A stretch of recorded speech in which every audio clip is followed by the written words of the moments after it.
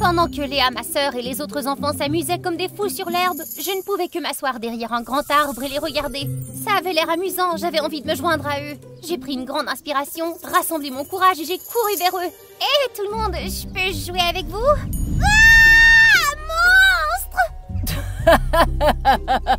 Qu'est-ce que ce truc? Pourquoi elle a une boîte sur la tête? Non, non, ne touche pas! Oh pauvre fille, son visage doit être si hideux qu'elle doit le cacher comme ça.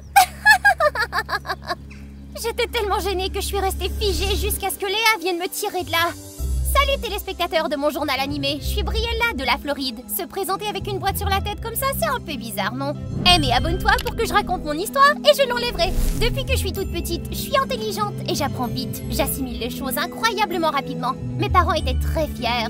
Je suis devenue leur enfant chéri. J'ai attiré toute leur attention et je leur ai parfois fait oublier Léa, ma sœur, qui a 2 ans de plus que moi.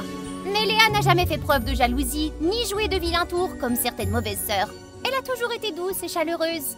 Nous avons été scolarisés ensemble à la maison dès notre plus jeune âge. Elle était ma seule amie. Une fois, quand j'avais 10 ans, j'ai grimpé à un arbre pour sauver un chat et je suis tombée. La chute n'était pas trop grave, mais elle a laissé une cicatrice sur mon visage. Après cela, mes parents ne m'ont plus laissé jouer dehors parce qu'ils avaient peur du danger. Léa était différente. Elle sortait souvent seule et se rapprochait des enfants du quartier. Elle a commencé à s'éloigner de moi et n'arrêtait pas de mentionner ma cicatrice, à tel point que j'ai commencé à être gênée. Briella, je suis vraiment désolée, mais tu ne peux pas sortir. Papa et maman vont paniquer et les autres enfants vont être curieux de ta cicatrice. Je sais que tu détestes quand les gens en parlent. Le premier grand choc de ma vie s'est produit lorsque Léa a invité ses amis chez nous. J'ai décidé de sortir quelques-uns de mes encas préférés que j'avais cachés dans ma chambre pour les partager avec elle. Excitée à l'idée de me faire de nouveaux amis. Mais dès que je me suis approchée, tout le monde a arrêté de rire et m'a regardé fixement. Le garçon s'est avancé et a pris tous mes encas en souriant. Ouah, le vilain petit canard nous a apporté des collations. Je suis restée figée pendant quelques secondes, puis j'ai couru jusqu'à ma chambre, me sentant humiliée. À partir de ce moment-là, je me suis juré de ne plus jamais montrer mon visage à qui que ce soit. À 15 ans, notre vie a basculé lorsque l'entreprise de papa a fait faillite. Alors qu'ils étaient millionnaires et menaient une vie luxueuse, papa et maman ont dû multiplier les emplois pour joindre les deux bouts. Et le pire, c'est que Léa et moi avons dû aller à l'école publique pour la première fois. J'étais terrifiée. Et si mes camarades de classe me trouvaient laide à cause de cette cicatrice et m'évitaient, je ne pouvais pas les laisser voir mon visage. C'est alors que j'ai aperçu par hasard une boîte en carton dans le coin de la pièce et que j'ai eu l'idée de me fabriquer un masque spécial. Le premier jour d'école, alors que le professeur nous présentait, des chuchotements et des rires ont envahi la classe. Léa est si jolie, mais qui est ce monstre à ses côtés? Pourquoi est-ce qu'elle porte une boîte? Est-ce qu'elle essaie de se déguiser ou quelque chose? Je voulais simplement disparaître à ce moment-là. Léa a rapidement été entourée de nouveaux amis, mais moi, en revanche, je suis restée toute seule. De toute évidence, personne ne voulait être amie avec quelqu'un dont on ne pouvait même pas voir le visage. Au lieu de cela, ils ont décidé de m'intimider, ce qui était pire. Arrête de porter cette boîte ridicule, Briella. Respire un peu d'air frais. J'ai essayé de m'accrocher à la boîte, mais elle ne s'arrêtait pas. C'est alors que Léa est arrivée et m'a sauvée de leur emprise. Ne t'occupe pas de Briella. Porter une boîte, c'est bien, tant que tu es à l'aise. Je savais que Léa essayait de me protéger, mais pour une raison ou une autre, je ne me sentais pas heureuse. Au bout d'une semaine, les choses ne s'amélioraient toujours pas à l'école. Léa a essayé de m'encourager par tous les moyens, mais la peur d'aller à l'école me rongeait encore tous les matins. Au lieu d'essayer de comprendre, mes parents se sont mis en colère quand j'ai supplié de rester à la maison un matin. Tu dois t'endurcir. La vie est pleine de ces défis. Et il y aura toujours des gens jaloux. Que tu sois laide ou jolie, Briella. C'est exact. Tu dois aller à l'école quoi qu'il arrive. Tu devrais penser à enlever cette boîte. Enlever la boîte? Pas question. Si mes camarades de classe voyaient mon horrible visage couvert de cicatrices, ça serait encore pire. Un jour, en rentrant en classe, Léa s'est précipitée pour faire un câlin à un beau gosse. C'était la première fois que je le voyais en classe, mais il me semblait étrangement familier. J'ai essayé de rejoindre ma place rapidement, ne voulant pas attirer l'attention, mais... Hé, t'es Briella, pas vrai? Je suis Dwayne. Je suis pas nouveau en fait. J'étais en voyage en Europe la semaine dernière, alors j'étais absent. Bienvenue. Je n'ai pas répondu et Dwayne avait l'air confus, mais Léa l'a rapidement éloigné. Pendant le cours, Dwayne n'a pas pu répondre à la question du prof parce qu'il était occupé à discuter de l'Europe avec ses amis. Après l'avoir vu inventer 3 mauvaises réponses, j'ai levé la main et j'ai instantanément donné la bonne réponse. J'ai également été la seule à obtenir une note parfaite à l'examen. Je pensais que Dwayne me détesterait pour cela, mais au lieu, il a continué à essayer de percer mes défenses. Il trouvait toujours des moyens de m'approcher, comme m'acheter des collations ou me suivre après l'école. Du coup, tout le monde se méprenait encore plus sur nous, surtout Léa. Je ne pouvais plus l'ignorer. Arrête, Dwayne! Qu'est-ce que tu me veux au juste? Oh mince, tu commences enfin à parler. D'accord, d'accord. Le fait est que j'ai vraiment besoin de quelqu'un pour m'aider à étudier pour les examens de mi-session qui approchent. T'es super intelligente, Briella. Tu peux m'aider, s'il te plaît?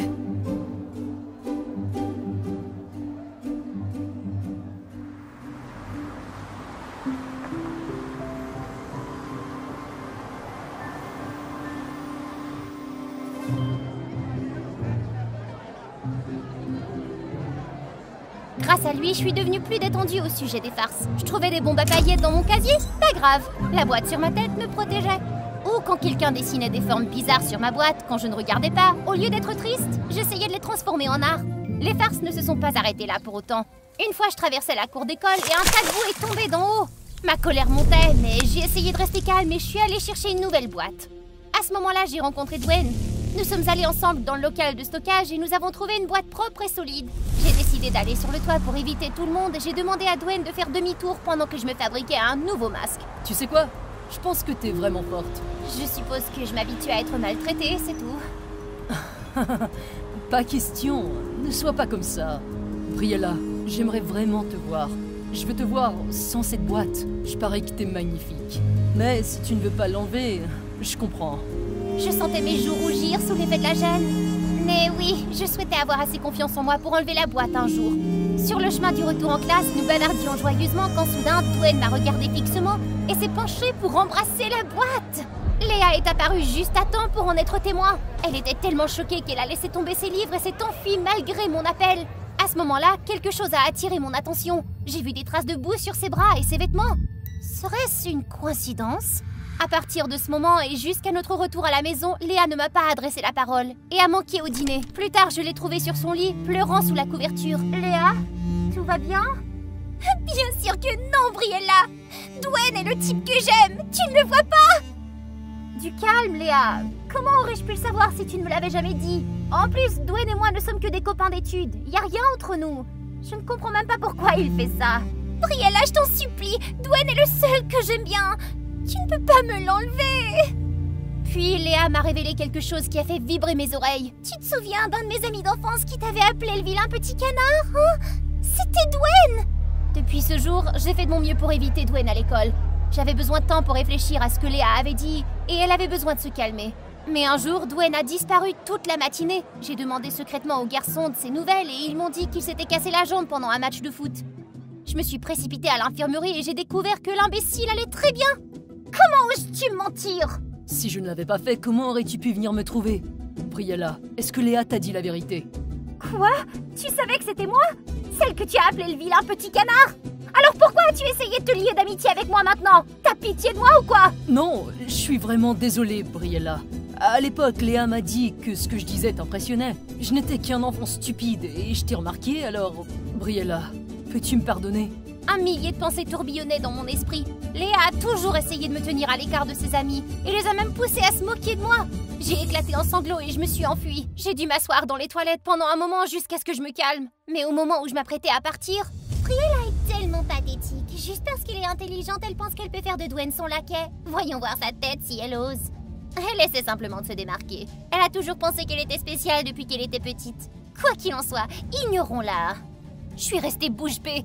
Même si j'avais clairement entendu la voix de ma sœur, j'essayais encore de croire que je me trompais. Jusqu'à ce que je jette un coup d'œil à l'extérieur et que je vois qu'il s'agissait bien d'elle. De tout le monde, ma sœur, celle en qui j'avais le plus confiance et que j'aimais le plus, était celle qui voulait m'abattre. Léa a continué à faire semblant d'être joyeuse avec moi pendant un certain temps après cela, au point que je ne savais pas qui elle était vraiment. À la fin du semestre, j'étais l'une des meilleures élèves à être récompensée lors de la cérémonie de remise des prix. Cependant, les professeurs ont exigé que j'enlève la boîte pour accepter le prix. Après y avoir réfléchi, j'ai finalement pris ma décision. Non, je n'irai pas recevoir le prix demain. Je ne peux pas enlever ma boîte. Oh, ce que ça craint. Mais d'accord, si c'est ce que tu veux, Briella. Léa m'a souri gentiment, mais mon cœur a eu l'impression de se briser en 1000 morceaux. La cérémonie de remise des prix est arrivée. À l'appel de mon nom, tout l'auditorium a été surpris de me voir me lever, enlever la boîte et marcher jusqu'à l'estrade. Waouh! Briella est si jolie! Elle a une cicatrice cool sur le visage. J'ai pris une grande inspiration, remplie de confiance alors que je me tenais devant tout le monde pour la première fois, sans ma boîte sur la tête. Et tout le monde m'a acclamé. Mais ensuite... Non! Ne la regardez pas! Non, non! Couvrez les yeux! Tirez le rideau! Briella, tourne ton visage! Le silence s'est abattu. Les élèves se regardaient les uns les autres, puis ils l'ont regardé confus par ce qui se passait. Non, Léa! J'en ai fini de me cacher. C'est mon vrai visage. Oui, j'ai une cicatrice, mais c'est totalement bien comme ça. Tout ce temps, tu as fait semblant de t'intéresser à moi, mais c'était juste pour me cacher du reste du monde, me faisant me noyer dans le doute. Pourquoi, Léa? Qu'est-ce que je t'ai fait? Léa était silencieuse pendant un moment, puis elle m'a regardée avec des yeux rouges remplis de larmes. Ton existence suffisait à me rendre malheureuse, Briella! À cause de toi, je suis devenue invisible pour papa et maman. Je te déteste, je te déteste! Mais moi, je t'aime, Léa. Tu es ma seule amie. Je n'ai jamais voulu te faire du mal. Léa s'est effondrée, sanglotant de façon incontrôlable. La cérémonie s'est arrêtée là. Après une discussion avec le directeur et le conseiller scolaire, mes parents regrettaient profondément d'avoir négligé Léa pendant toutes ces années. Nous étions tellement pris par le travail que nous n'avons rien remarqué. Nous aurions dû être là pour vous deux. Nous sommes vraiment désolés, Léa et Briella. J'ai proposé à mes parents de faire un voyage avec Léa seule pour qu'ils puissent se parler et mieux se comprendre. Je sais qu'il te faudra du temps pour que les choses redeviennent comme avant, mais est-ce qu'on peut recommencer, toi et moi? J'ai acquiescé et j'ai serré Léa très fort dans mes bras. Quant à Dwayne, il s'est confessé à moi il y a quelques jours. Je suis reconnaissante à Dwayne car sans lui, je ne sais pas si j'aurais trouvé le courage de mettre fin à tout cela. Mais après tout, je pense qu'il vaut mieux que nous restions amis et que nous nous soutenions toujours l'un l'autre. J'ai rangé la boîte dans un coin de ma chambre, avec les angoisses et les insécurités que j'avais depuis longtemps. Maintenant, il est temps pour moi de m'explorer et d'explorer le merveilleux monde qui m'attend. Encore un point et je gagne. J'ai calmement observé et j'ai trouvé la faille de l'opponent. La voilà! J'ai balancé mon épée, mais il était plus rapide que moi. Juste un peu plus et je gagnerai! Tu m'as presque battu. Bravo. Non, pas bravo. Elle a besoin de plus d'entraînement. Papa, ça fait déjà 2 heures que je m'entraîne, j'en ai marre. Et je suis épuisée. Ton objectif aujourd'hui était de gagner contre Monsieur Rowan. Allez! On pourrait croire qu'il s'agissait d'un entraînement olympique. Oh non, c'était juste un de mes jours d'entraînement d'escrime normal. Bonjour, je m'appelle Violette et voici mon histoire. S'il vous plaît, aimez et abonnez-vous pour ne pas manquer nos histoires. Tout d'abord, je suis née dans une famille de milliardaires. Mon père est le président de la chaîne immobilière Unity Vision. À l'âge de 30 ans, il a rencontré ma mère. Et le résultat de ce doux amour, eh bien, c'est moi.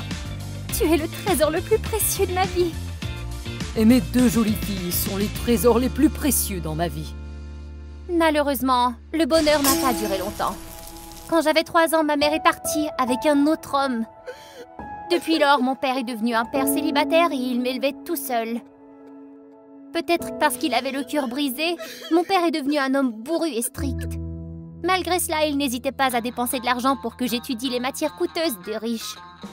Je montais à cheval, je jouais du piano et du violon, je jouais même au golf, et ainsi de suite. J'ai appris toutes sortes d'arts et de sports. Et à 12 ans, j'ai appris l'escrime à la demande de mon père. Ouais, vous avez vu le match d'escrime au début de cette vidéo? Ce jour-là, j'avais dû supplier secrètement Monsieur Rowan de faire semblant de perdre pour pouvoir me débarrasser de mon uniforme d'escrimeur ennuyeux. Tu es la future héritière de Unity Vision. Tu devras donc... toujours faire de mon mieux pour être une personne distinguée. Mon destin était de devenir l'héritière d'un milliardaire. Il était donc normal que mon père m'envoie suivre de nombreux cours d'art et de sport. Cependant, il m'a même fait apprendre le commerce dès l'âge de 15 ans. Pourquoi une jeune fille de 15 ans devrait étudier le commerce? Un jour, tu reprendras l'entreprise. Je veux que tu sois bien préparée pour cela. Mon père m'a également permis de participer à des réunions d'actionnaires et même à des réunions avec des partenariats commerciaux et des clients. Pour être honnête, je ne comprenais rien. Mais comme je participais beaucoup, je m'y suis habituée petit à petit, même si je n'aimais pas beaucoup les affaires. Je trouvais ça assez intéressant. D'ailleurs, je trouvais toujours que les cours que mon père m'avait fait suivre étaient assez inutiles. Jusqu'au jour où... Ce jour-là, alors que j'attendais que le chauffeur de mon père vienne me chercher, j'ai vu mon camarade de classe Aaron aller quelque part de façon suspecte. Par curiosité, j'ai décidé de le suivre. Dans une ruelle déserte, Aaron donnait un petit paquet à une personne qui lui donnait de l'argent en retour. Je vois ce qui se passe. Oups, j'avais oublié d'enlever mon flash. Aaron et l'homme ont été surpris et se sont immédiatement dirigés vers moi. Rends-moi ton téléphone. C'était la première fois que je rencontrais cette situation.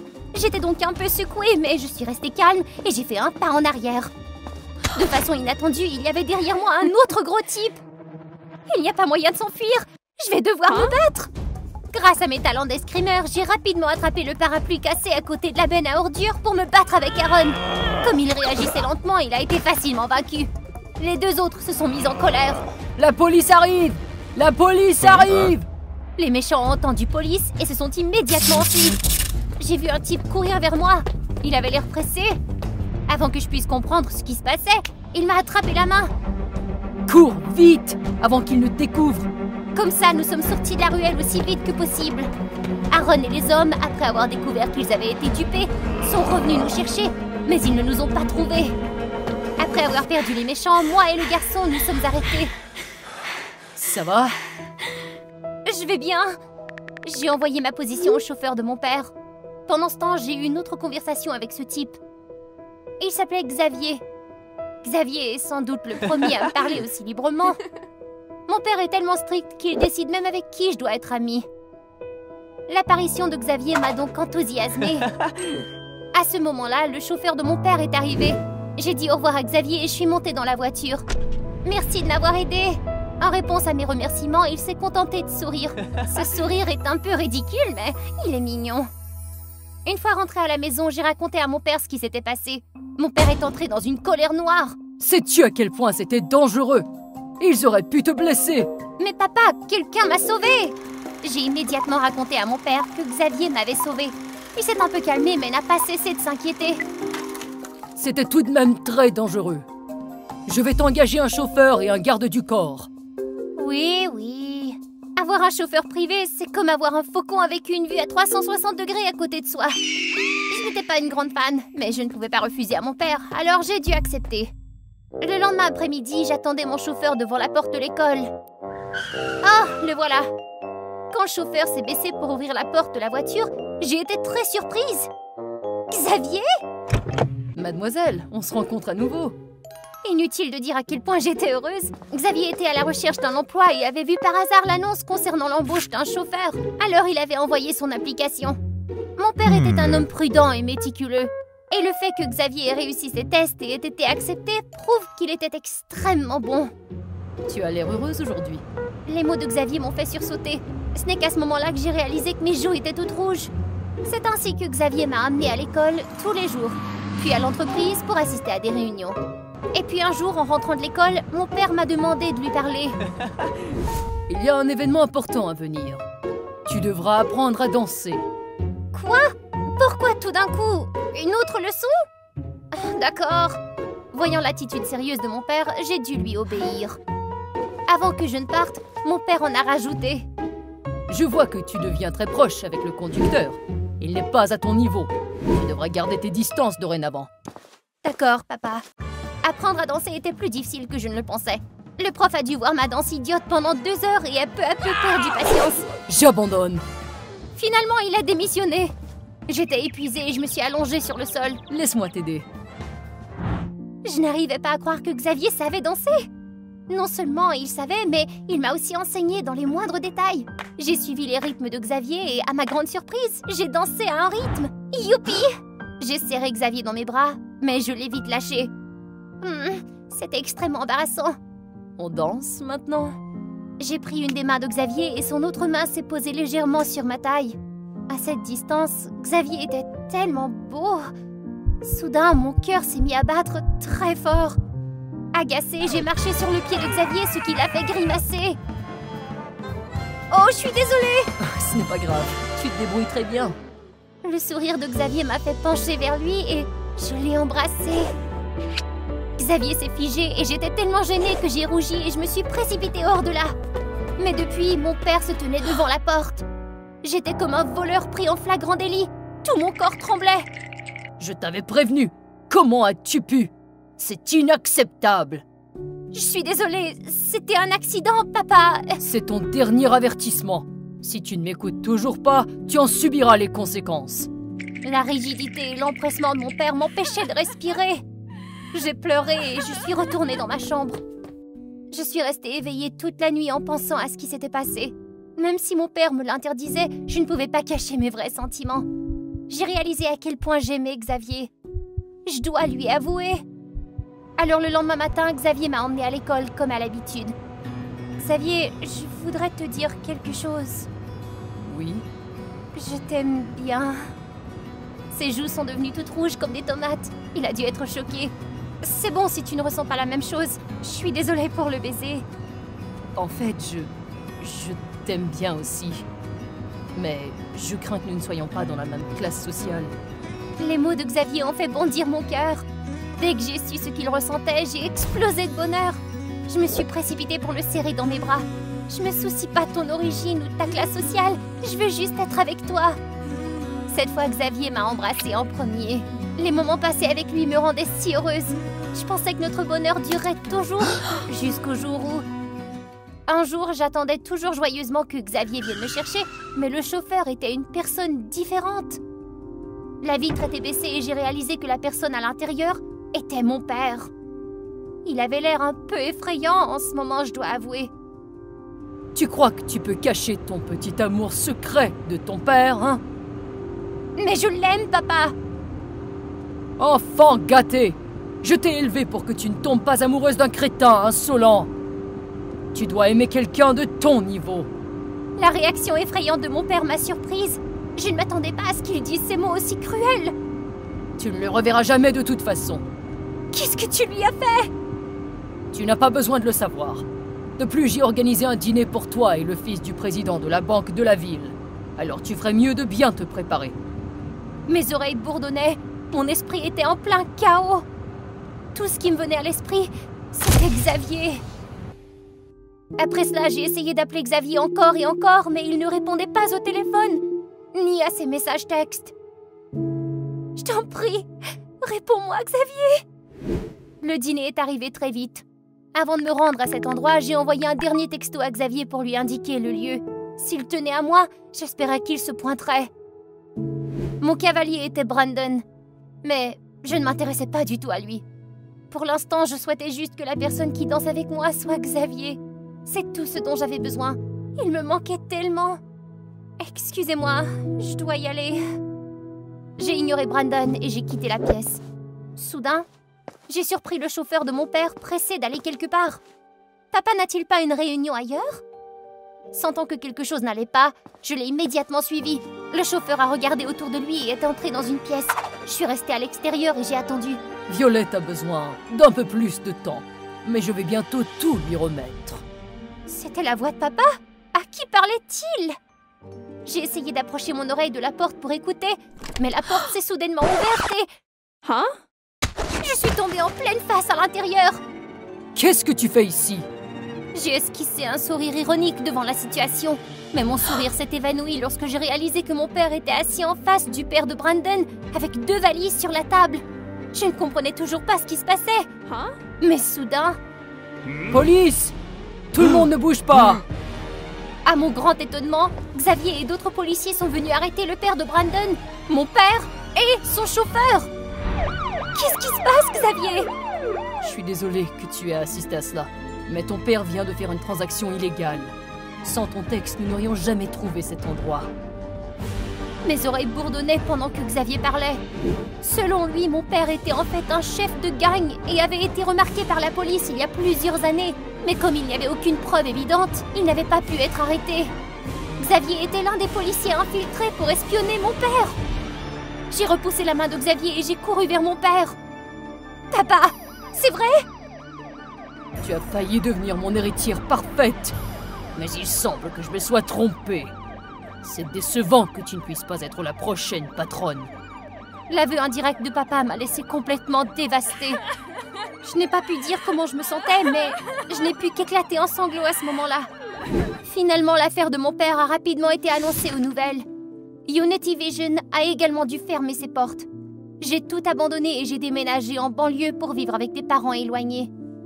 Après quelques mois, j'ai enfin tourné la page et j'ai décidé d'aller voir mon père.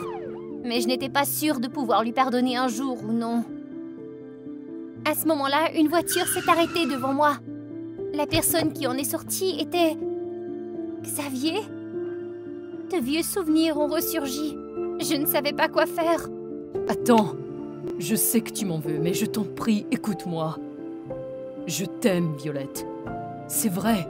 Je t'en prie, donne-moi une seconde chance. Même si j'étais en colère contre lui, j'avais des sentiments pour Xavier. Je ne sais plus où j'en suis. À votre avis, est-ce que je devrais lui donner une autre chance? Il ne te reste que 3 jours pour payer l'examen final. Pas de prolongation. Oh, ça craint! Qu'est-ce que je vais faire? Eh, t'as besoin d'un peu d'argent, hein? Oui, c'est le cas. Mais je n'ai pas besoin de ton aide, merci. Allez, rembourse-nous avec ton physique. Bon sang, combien de temps avant que je ne sorte de ce pétrin? Regarde qui est sur le point d'être expulsé pour ne pas avoir payé ses frais. Oui, j'ai pensé à emprunter à ces voyous, mais si je faisais ça, c'est comme signer pour devenir leur esclave. Il doit bien y avoir un autre moyen. Demander à ma famille? Pas question. Ils m'ont tourné le dos quand ma famille a touché le fond. Bon sang! Si mes parents n'avaient pas fait faillite, je ne serais pas dans cet enfer tout le temps. Je suppose que je vais devoir demander une avance sur mon salaire pour payer l'école.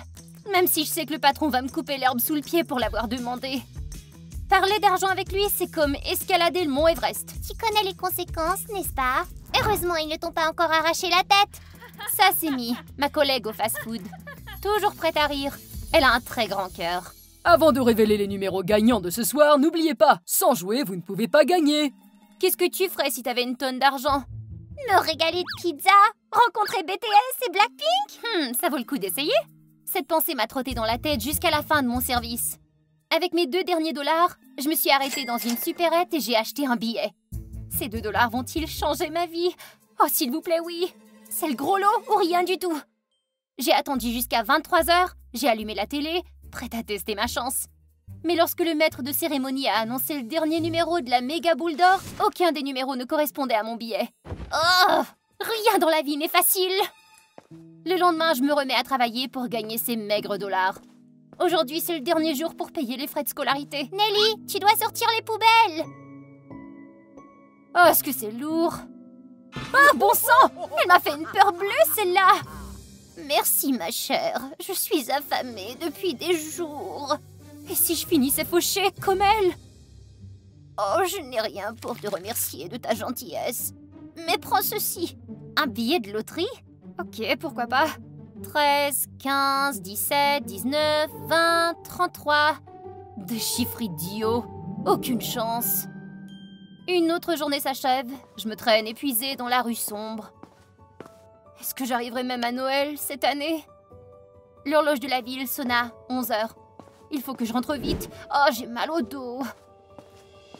Bonsoir, bonsoir. Ce soir, je pourrais bien faire de vous un milliardaire. Le premier numéro gagnant est le 13, suivi du 15, puis 17.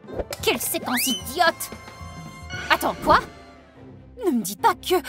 Le prochain numéro est le 19 et le 20. Et le numéro de la mégaballe est... 33! Jackpot! Jackpot! J'ai gagné 300 millions de dollars! Je tiens le ticket gagnant! Quelqu'un, pincez-moi!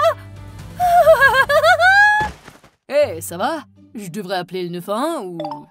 J'ai perdu la tête! J'ai complètement perdu la tête! Oh Seigneur, elle a vraiment perdu la tête! Et à l'aide! J'ai rapidement appelé Mi et elle a crié si fort que ça m'a crevé le tympan. Heureusement, je lui ai dit de ne pas en parler à personne. Ouf!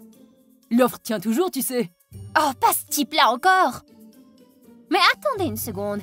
J'ai gagné la loterie? J'aurai l'argent dans quelques jours? Peut-être que... Ouf! C'est enfin terminé. Je peux me détendre et me concentrer sur mon dernier examen avant de quitter cet endroit. En passant devant un centre commercial, je me suis dit soudain que je devrais m'offrir quelque chose de beau. Je prendrais ça, et ça, et tout dans le fond. Waouh! J'aime vraiment ça! Je te remercie. Mi était impressionnée par le collier que je lui ai offert. Après tout, c'est grâce à elle si j'ai rencontré la vieille dame. Dommage que je ne puisse plus la trouver dans la ruelle. Pourquoi es-tu encore habillée comme ça? Où est ton uniforme? Je déclare officiellement que je démissionne. Non, je vais acheter tout le magasin et vous foutre dehors. Avant qu'il ne puisse même réagir, j'ai pris la main de Mi et nous sommes partis comme des déesses.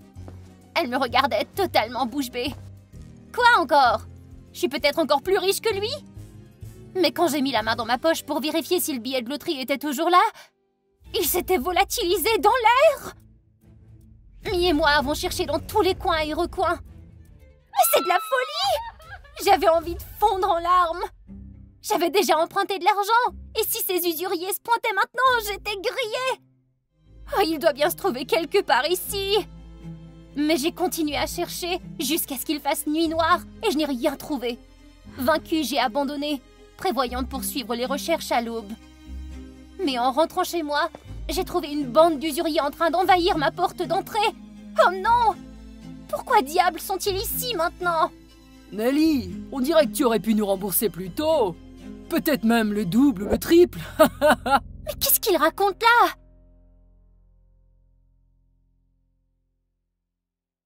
Hein? Wow! Un numéro étrange qui appelle à cette heure-ci de la nuit? Ma chère Nelly, je viendrai te visiter demain. Qui es-tu? Ta tante? Ça fait longtemps qu'on ne s'est pas vu.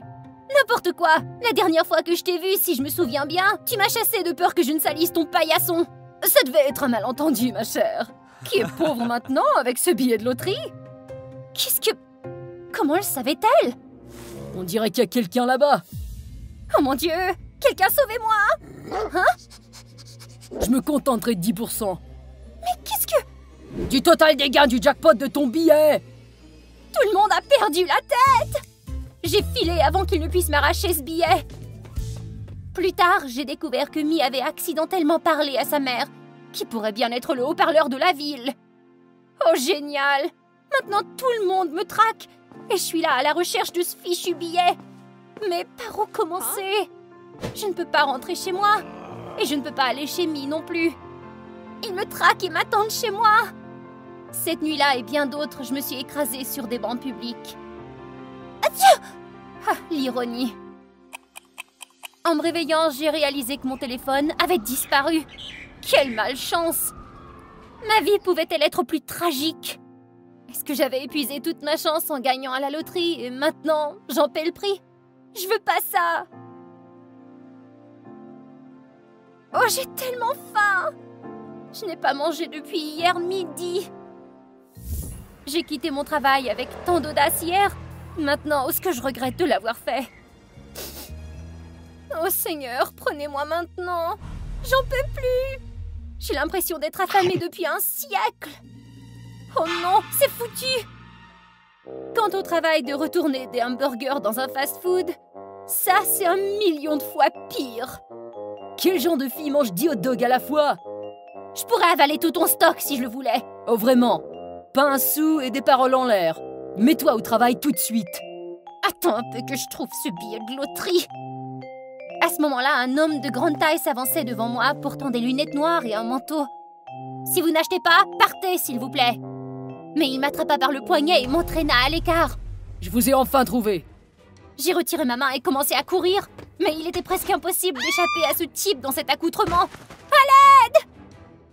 Mes cris ont attiré l'attention d'un flic à proximité. Je suis sauvée. Mais adieu mon boulot. Ce costume de mascotte est 100 fois plus cher que ce que tu viens de manger. Pars tout de suite. Oh, crotte. C'est pas comme si j'avais voulu que ça m'arrive. Mais qui était ce type à l'instant? Est-ce qu'il en avait après moi à cause de ce billet de loterie? Tout ça à cause de l'insouciance de Mi. Je n'aurais pas dû lui dire. Mais attends une minute. Entre le moment où j'ai eu le billet et celui où je l'ai perdu, Mi était la seule à être à mes côtés. Se pourrait-il que... Je suis allée chez Mi juste après, mais les voisins m'ont dit que sa famille avait déménagé il y a quelques jours. Exactement le jour où j'ai perdu ce billet de loterie. J'ai visité tous les endroits où Mi traînait habituellement, mais rien, absolument rien. Si elle avait vraiment piqué ce billet de loterie, elle pourrait peut-être être en train de siroter des mojitos à l'étranger. Et à ce moment, devinez qui je vois sortir d'un supermarché? Mi! Elle rêvait d'engloutir toute une pizza lorsqu'elle serait riche. Je l'ai suivie à la manière ninja jusqu'à ce qu'elle entre dans un grand hôpital. Qu'est-ce qui se passe? Pourquoi l'hôpital? Et pourquoi tout le monde me regarde? Passez votre carte. Mais quelle carte? Je n'ai pas de carte. Alors oust! Oh, zut! Qu'est-ce que je fais maintenant? Oh, j'ai une idée! Facile! Ça a fonctionné! Désolée! Phew. Je dois trouver Mi, tout de suite! Yo, infirmière, il y a une urgence, suivez-moi! Moi? Mais je suis pas une infirmière! Avant que je puisse objecter, on m'a fait entrer dans la salle d'opération. Prenez ceci, stérilisez ça. Oh zut, et qu'est-ce que je fais maintenant? À la seconde où j'ai vu du sang, mon estomac a fait un saut périlleux. Bleh! Oh! Je suppose que cette infirmière va se faire virer aujourd'hui. Mais désolée, je dois partir. J'ai d'autres chats à fouetter. Après avoir ruiné une pauvre infirmière, je me suis dirigée vers la chambre de Mie. On se croirait dans un film de science-fiction. Mie n'est pas malade. Repose-toi et tu iras mieux bientôt, maman. Tu l'as volée, n'est-ce pas? Nelly? Bingo! Je bouillonne tandis que Mie dévoile le poteau rose. Tout mon malheur, c'était à cause d'elle. Et elle a même dépensé une bonne partie pour payer les frais médicaux de sa mère. J'ai du mal à garder mon sang-froid pour ne pas la gifler. Je suis désolée. Nous avions besoin d'argent. Je n'ai pas réfléchi. Mais j'ai essayé de te retrouver. J'ai même engagé un détective. C'était le type en trench coat au stand de hot dog. Le couloir de l'hôpital est en proie au chaos. Et j'aperçois des visages familiers. Les agents de recouvrement. Comment ont-ils pu me retrouver ici? Mais pourquoi fuir? J'ai les fonds nécessaires pour payer maintenant. Nelly, où te caches-tu? T'arraches des dents ou tu vends un rein? Oh bon sang, c'est flippant! Il vaut mieux filer tout de suite et s'occuper du reste plus tard. Hé, la voilà! Poursuis-la! Cher univers, si je m'en sors, je te dois 10 ans de ma vie. Allez, plus vite! Tu perds notre temps, chérie. Au moment où il s'apprêtait à m'emmener, Mie est arrivée en courant, les larmes aux yeux. C'est ma faute! C'était ma faute! Je vais tout payer ce que je te dois! On ne veut pas de ton argent, c'est elle qu'on veut. Emmenez-moi!